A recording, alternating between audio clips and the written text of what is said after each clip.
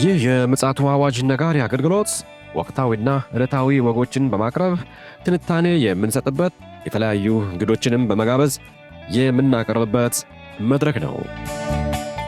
መረጃዎችን ያጠናከረ ይዞልን የሚመጣው ፓስተር አለማየሁ ነሙ ሲሆን ፕሮግራሙን የመራና መሰናዶውን ኤዲት በማድረግ ወደ እናንተ የሚያቀርበው ይልቃል አስራት ነው። መልካም ጊዜ። ሻሎም ሻሎም፣ ውድ የምፅዓቱ አዋጅ ነጋሪ አድማጮቻችን እንዴት ውላችኋል? ዛሬ እንግዲህ ዕለቱ ቅዳሜ ነው። የቅዳሜን መረጃና መልእክታችንን ደግሞ ወደ እናንተ ለማድረስ ከፓስተር አለማየሁ ጋር ዳግም ብቅ ብለናል። እንግዲህ ከፓስተር ጋር ለሚኖረን ውይይት መልካም ጊዜ እንደሚኖረን ተስፋ እናደርጋለን። የትም እንዳትሄዱ ውድ አድማጮች፣ ይልቃል አስራት ነኝ ከምፅዓቱ አዋጅ ነጋሪ አገልግሎት። እንግዲህ ከመሸጋገሪያው በኋላ ተገናኝተናል። ዛሬ ፓስተር እንግዲህ ወሳኝ መረጃዎችን አምጥቶልናል። ከሱ ደግሞ የምናደምጥ ይሆናል። ሰላምታ አቀርብና በቀጥታ ከፓስተር ጋር ወደምናደርገው ውይይት እናመራለን። ሰላም ላንተ ይሁን ፓስተር፣ እንደምን አለ? እንደምን አለ ወንድም ይልቃል? እግዚአብሔር ይመስገን። ያው እንግዲህ ዓለማችን ከጊዜ ወደ ጊዜ ከቀን ቀን ከሰዓት ሰዓት በርካታ መረጃዎች እንግዲህ የተንሸራሸሩ ይገኛሉ፣ ክስተቶችም እንደዚያው። ነገር ግን አንተ ደግሞ ያው ለአድማጮች ይጠቅማል ብለህ ያሰብከውን መረጃ አሰባስበህ መጥተሃልና እነሆ ልታቀርብ ትችላለህ። እንግዲህ የራሻው ፕሬዝዳንት ቭላዲሚር ፑቲን ለረጅም ጊዜ ዝም ብለው ነበረ ለዶናልድ ትራምፕ በተባበሩ መንግስታት ድርጅት ላደረጉት ንግግር ምላሽ አልሰጡም ነበረ።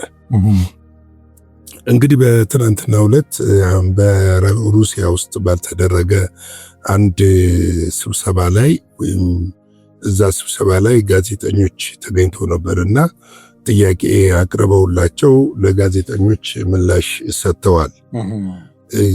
አንደኛው አሜሪካ ረጅም ርቀት ሚሳኤል ክሩዝ ሚሳኤል ዩክሬን ለመስጠት እንዳቀደች ይታወቃል።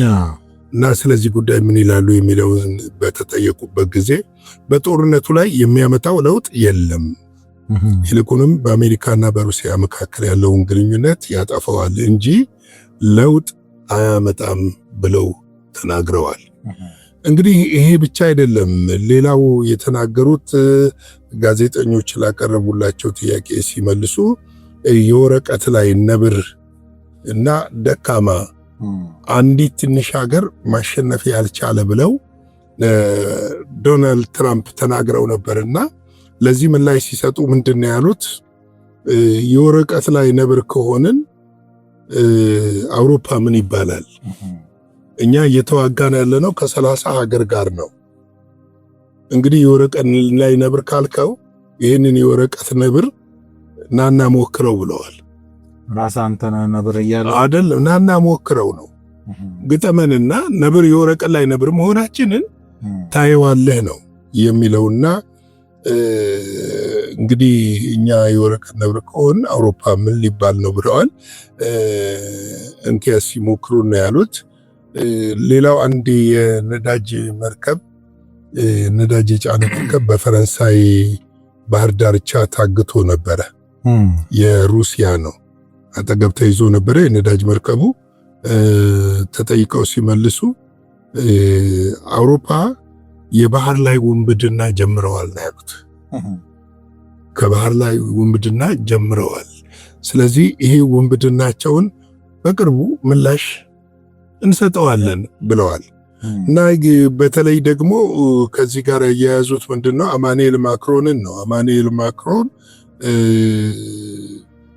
በሀገር ውስጥ የገጠመውን ችግር ለማሸነፍ የውጩ ላይ ይታትራል፣ መጀመሪያ ግን የሀገሩን ቢያስተካክል ይሻለዋል ካሉት በኋላ አንድ እኔንም የገረመኝ ንግግር ተናግረዋል። የኛ ናፖሊዮ ብለውታል። እናስታውስ የኛ ናፖሊዮ ብለው እናስታውስህ አይነት ይመስላል። እንግዲህ ናፖሊዮንና ሩሲያ ደግሞ ትልቅ ታሪክ አላቸው። አዎ ናፖሊዮንና ሩሲያ ትልቅ ታሪክ አላቸው።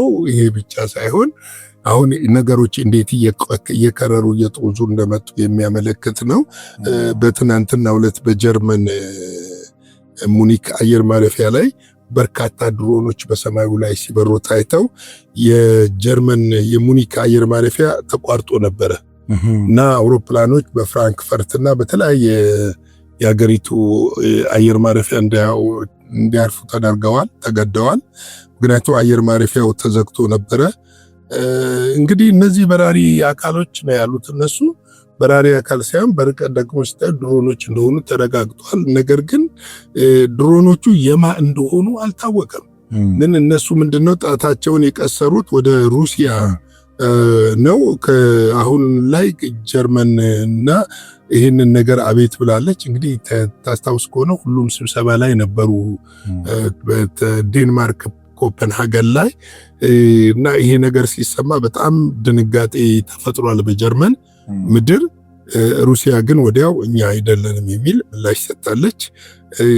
እንግዲህ የአውሮፓና የሩሲያ ፍጥጫ፣ የሩሲያና የአሜሪካ ፍጥጫ፣ የቃላት ጦርነቱ ዓለምን ይዞ እንዳይጠፋ እየተሰጋ ያለበት ጊዜ ላይ ነው ያለ ነው። ምክንያቱም አሁን ለምሳሌ ስናየው ቀላል ነው የሚመስለው። አሁን ምንድን እየተፈጠረ ያለው ብለህ ስትመለከት ግን ፍጥጫው ቀላል አይደለም። በሁሉም አካባቢ ያለው ፍጥጫ እንዲህ በቀላሉ የምታየውና ዝም ብላ አልፈኸው የምትሄደው አይደለም። እና ይህ ፍጥጫ እንግዲህ ከባልካን ሀገሮች እና አውሮፓን በጣም ነው ትልቅ ስጋት ውስጥ የከተተው።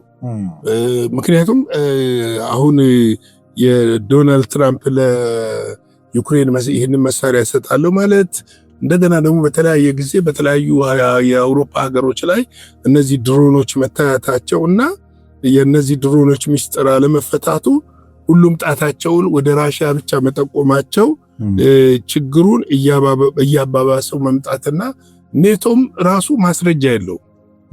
አሁን እርምጃ እንውሰድ ቢል ማስረጃ የለው። ጀርመኖችም በጥንቃቄ ነው የትናንትና መግለጫቸው።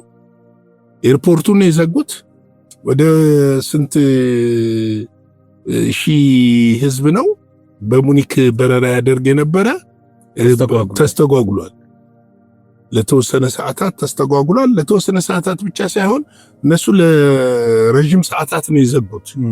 ምክንያቱም ድሮኖቹ ቀጥሎ ይመጡ ይሆን አይመጡ ይሆን የሚለውን አስፈሪ ነገር አድርጎታልና በዚህ ምክንያት በተለይ በእነዚህ ምክንያት ድሮኖች በተለያዩ ሀገሮች መታየታቸው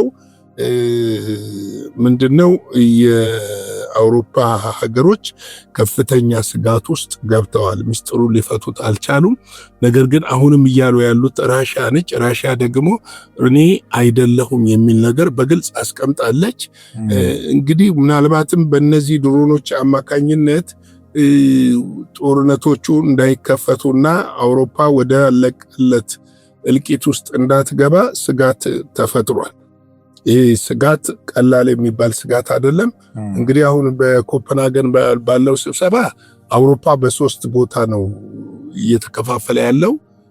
እርምጃ እንወስድ የሚል ግሩፕ አለ፣ ቆይ እናጤን የሚል ግሩፕ አለ፣ እንደ ፈረንሳይ እንትን የምትለው ኖ ራሽያ ጋር መዋጋት የለብንም የሚል ግሩፕ አለ። እንግዲህ በሶስት የተከፋፈለ ነገር ነው ያለውና ይሄ ወደፊት እንግዲህ ምን ይፈጠራል የሚለውን በሂደት የምናየው ይሆናል። እንግዲህ ለዛሬ ቀን ያዘጋጀሁት ይሄ ነው። በኋላ ደግሞ በስፋት ሳምንቱ እንዴት እንደነበረና አዲስ ርዕስ ይዘን ላይቭ በቀጥታ ስርጭት ፕሮግራማችን ልክ 12 ሰዓት ሻርፕ ይጀምራል። በዛ ላይ እንገናኛለን። በዛ ላይ እንግዲህ ዛሬ ለየት ባለ ፕሮግራም ነው የምንከሰተው። ከወዲሁ ላይክ፣ ሼር፣ ሰብስክራይብ እያደረጋችሁ ለወዳጆቻችሁ መልእክት እየላካችሁ አብረን የእግዚአብሔርን ቃልም እንካፈላለን። እንዲሁም ደግሞ ሳምንታዊ የሆኑ መረጃዎችንና እኛ ደግሞ ምን ማድረግ አለብን የሚለውን ነገር እናያለን። የጌታ ሰላምና ጸጋ ይብዛላችሁ። ሻሎም። ጌታ ኢየሱስ አብዝቶ ይባርክ። ፓስተር እንግዲህ የቀኑን የዓለማችን ገጽታ በመጠኑ ሰፋም ባለ መልኩም ዘግበህልናል። እንዳልከው እንግዲህ ኋላ ላይ ደግሞ በቀጥታ ስርጭት ደግሞ ሌሎችንም ጨመረ ይመስለኛል አካተ በኋላ ላይ እንግዲህ እንገናኛለን። እንግዲህ ውድ አድማጮቻችን ያው የዓለማችን ወቅታዊ ገጽታ ይህንን የመሰለ ነው። ያው እንደተለመደው መልእክታችን ንቁና ዝግጁ እንድንሆን አበክረን እንግዲህ ዛሬም እናስተጋባለን ይህን መልእክት። በኋላ ምሽት ላይ 12 ሰዓት ላይ እስከምንገናኝ ድረስ የእግዚአብሔር ምሕረት፣ ቸርነት፣ ጸጋ ከእያንዳንዳችን ጋር ይሁን። ሻሎም። ለዛሬ ይዘን የመጣነው ወቅታዊ መረጃ ይህንን ይመስል ነበረ። በሌላ ጊዜ በሌላ መሰናዶ እስከምንገናኝ ሰላም ለእናንተ ይሁን።